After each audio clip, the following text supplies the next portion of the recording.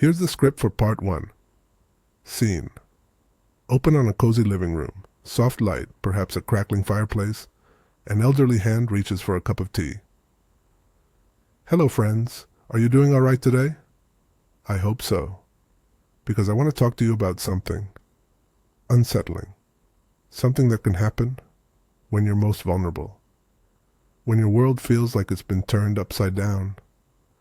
Cut to a close-up of a worried face, slightly teary-eyed. Imagine this.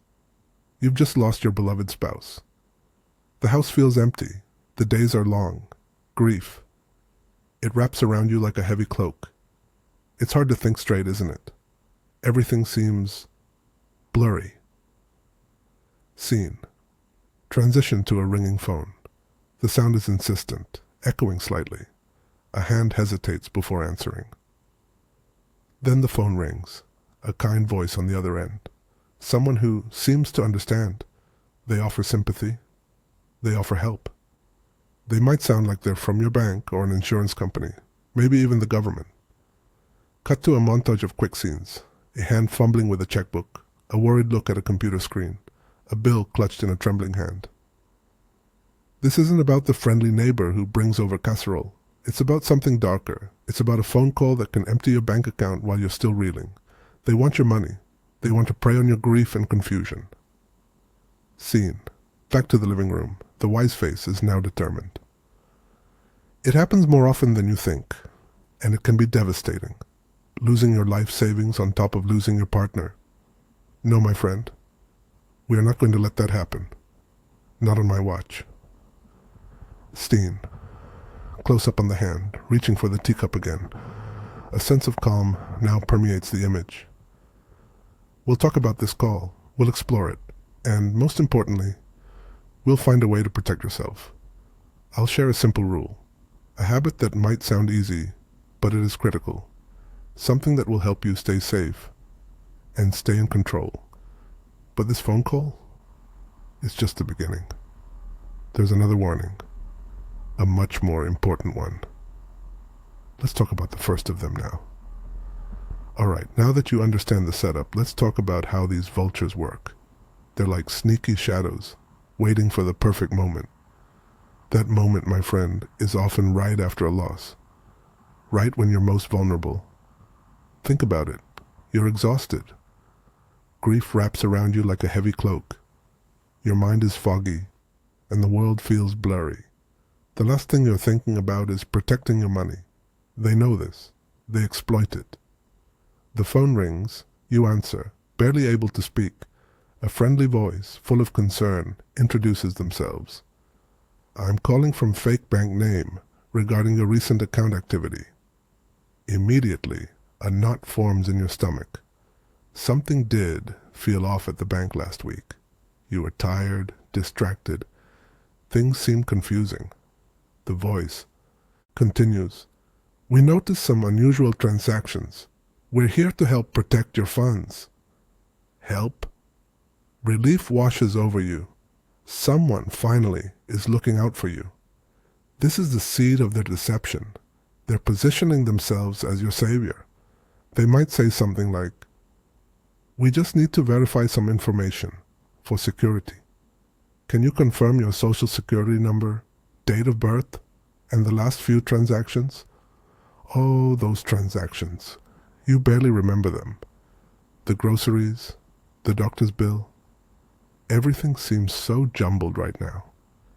And slowly, without you fully realizing it, you start to give them the information. They sound so official, so concerned. They make you feel safe, but they aren't.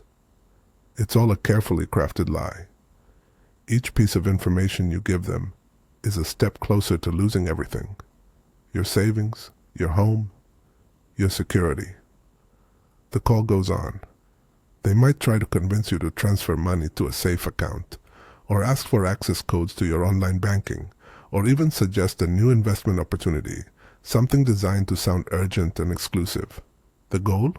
To drain your account, to leave you with nothing.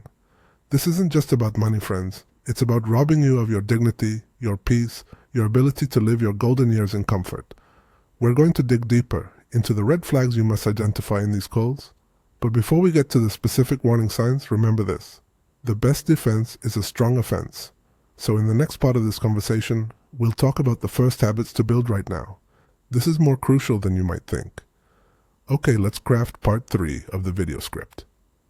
Scene start. Visual. A dimly lit living room at night. A woman, Anna, 70s, sits on the sofa, clutching a photo of her late husband. She looks tired, but her expression slowly changes to alertness.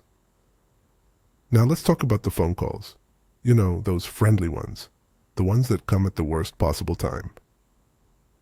Visual. Cut to a close-up of a ringing phone. The caller ID says bank security. They're so good at this, these scammers. They know how to pick at the wound.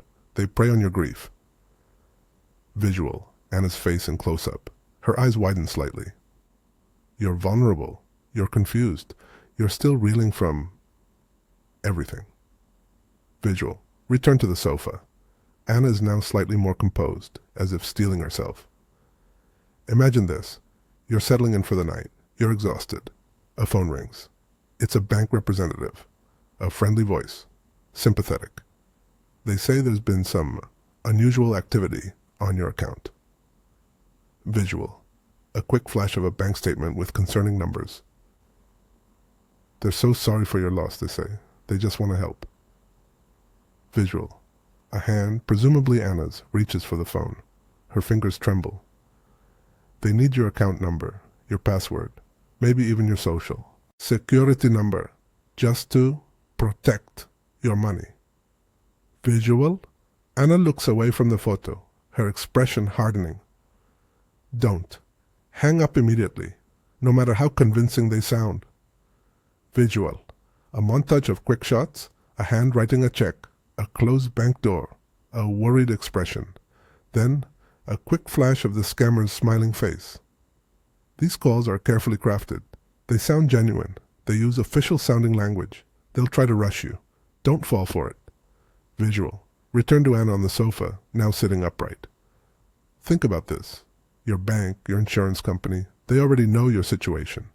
They won't ask for sensitive information over the phone. Not ever. Visual. A simple graphic appears on screen. Red flag. Any request for sensitive information over the phone. Here's another trick. They might offer to transfer your money to a safe account. That safe account is controlled by them. And your savings? Gone. Visual. Anna shaking her head slowly. Remember, you're not alone. Many good people are ready to help. Family, friends, or trusted advisors can always help you. They can also assist you with all of your financial needs. Visual. Anna standing up and starting to organize the clutter. The camera pans the room.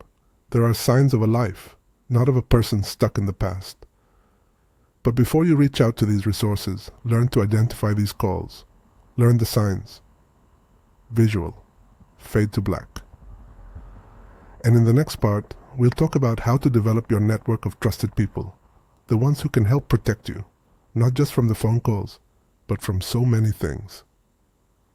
Right after you hang up, the panic really sets in. Your hands tremble. Your breath hitches. You replay the conversation in your mind over and over. Did you really give them your account number? Your social security? The thought of that money? Gone. It's a gut punch, isn't it? The shame is crushing too. How could I be so foolish? You berate yourself. Family will judge. Friends will whisper. It feels like you failed at something so simple. The next few days are a blur. Phone calls to your bank, the police, the insurance company. Endless paperwork. The knot in your stomach barely loosens. You barely sleep. Every sound, every ring of the phone makes you jump. It's a struggle to eat. The house feels cold, even with the heating on. You see your late husband's favorite armchair, and tears start to fall. Grief mixes with fear, making everything harder. But you start to feel the support coming from different places. The bank's fraud team starts to investigate. Your daughter calls and promises to help. A neighbor offers to come and help you on errands. The community at the church sends you loving messages. Slowly, very slowly, things begin to improve. You gain the courage to open the curtains. Light starts to feel like a friend again. You start eating the simple soup recipe that gave you comfort on cold nights. It's a long road back, I know, but you will get through this. Just remember, the bank won't call you and ask for details.